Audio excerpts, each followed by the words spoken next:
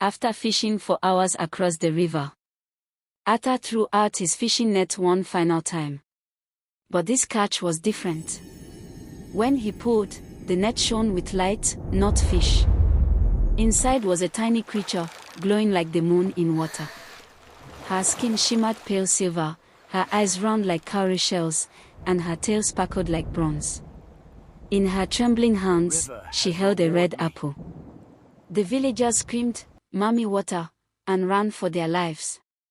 But Atta stayed frozen, staring in wonder. For a fisherman who had only ever caught hunger, this felt like a miracle. "The river has finally paid me," he whispered. He wrapped the little mermaid in his cloth and took her home. That night, lightning flashed across the sky as his wife, Lina, saw what he had done. "You brought a spirit into this house," she cried. But Atta's eyes glittered with greed. "She's the river's gold. We'll be rich." Fear and desire burned between them like dry firewood. Far away beneath the waves, a mother's heart broke. In the coral palaces deep below, Oluno, princess of the merfolk, felt her daughter's heartbeat fade. The sea whispered, "Taken. Taken by men." She swam to Queen Atlantia, the ruler of the ocean. "My child has been stolen," Oluno wept. The queen's voice rumbled like thunder underwater. "Humans do not take what belongs to the sea without paying the tide." Oluno begged, "Let me go to the earth." Atlantia warned her. "To walk on land. You must trade your tail for legs and your breath for pain. You will belong to neither sea nor sky." Oluno bowed her head. "Then I will suffer.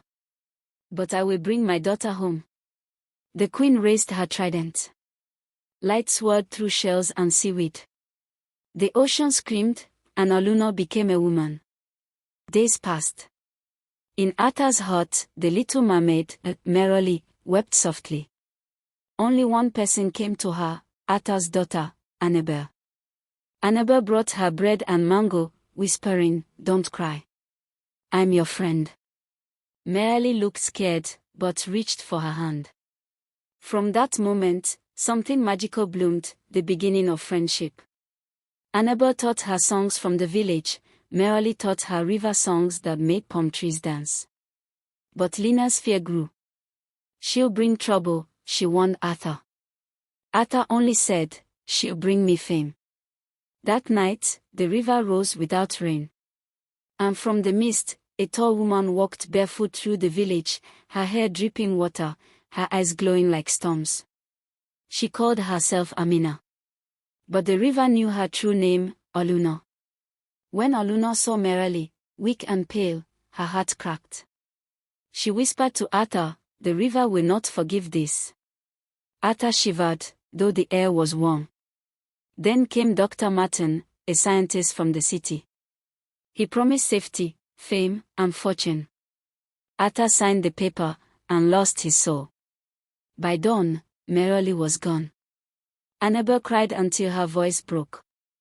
Arthur stood silent, drowning in guilt. That night, Oluno knelt by the river and called softly, "Daughter, hold on. I am coming." In a cold laboratory, Merrily sat under bright lights. Dr. Martin studied her like a treasure, cutting, testing, recording. But her song would not die. Even the water in the tanks began to hum. She was calling her mother. And the sea answered. A storm rose like a beast. When Amina reached Arthur's hut, the door creaked open beneath her touch. The room was empty, no sound, no breath, no light. Her heart raced. She could feel her daughter's scent lingering in the air, faint but fading. "Merrily," she whispered, tears rolling down her glowing cheeks. Just then, Arthur walked in from the backyard. When he saw Amina standing there, soaked in moonlight, his legs trembled. "Who are you?" he stammered. Amina turned slowly. "Where is my daughter?" Her voice was calm, but it carried the sound of thunder. Arthur froze. The word daughter pierced his chest like truth. He knew then, this was the mermaid's mother. Fear seized him. He turned to run. But before his foot touched the door, Amina's eyes turned bright white, glowing like twin suns. The air around her shimmered. Ata gasped as invisible waves lifted him off the ground. He clutched his throat, choking, twisting, his face red with terror. "You took what was mine," Amina said softly, her voice echoing like deep water. "You stole my child." Ata's eyes rolled back as he struggled to breathe. At that moment, Lina and Annabel ran in. They screamed when they saw Ata hanging in the air, choking without hands around his neck.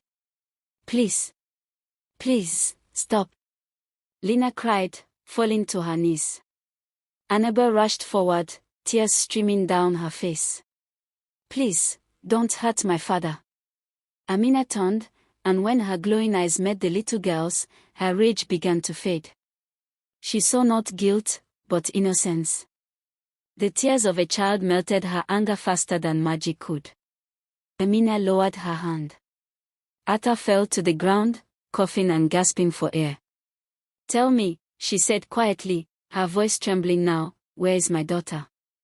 Lina, shaking, pointed toward the road. "A man came, a scientist. He took her.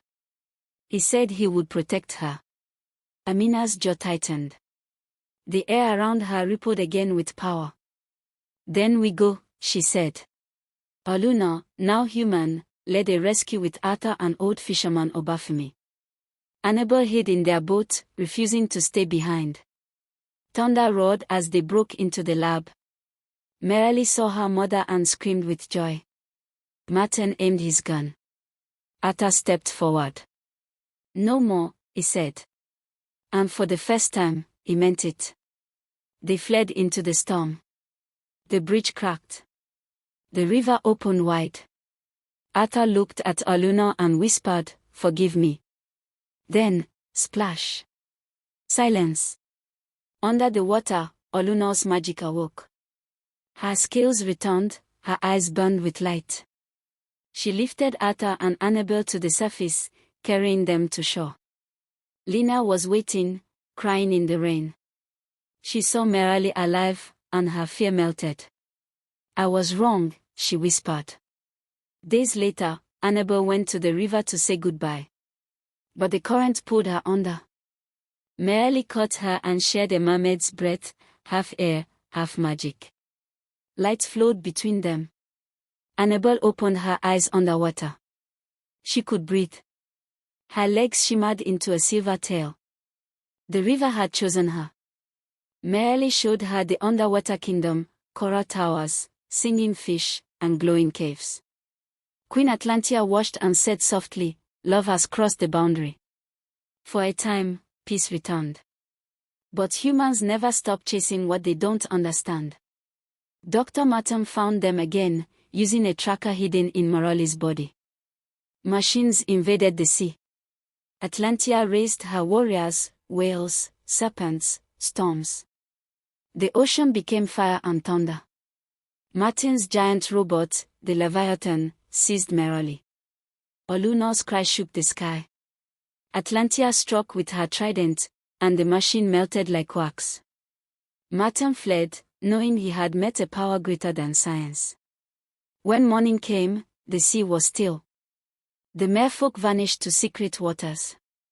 Before leaving, Merrily hugged Annabel. "Whenever you hear running water," she whispered, "I'll be there." Annabel returned home, no longer just a fisherman's child, but a keeper of a promise. By the river, the villagers built a shrine of two girls, one with legs, one with fins, their hands joined. And every full moon, River Omose glows faintly red, like the apple that started it all. Some say if you press a shell to your ear, you can still hear laughter beneath the waves. Reminding us that love, when it is true, can bridge even the impossible.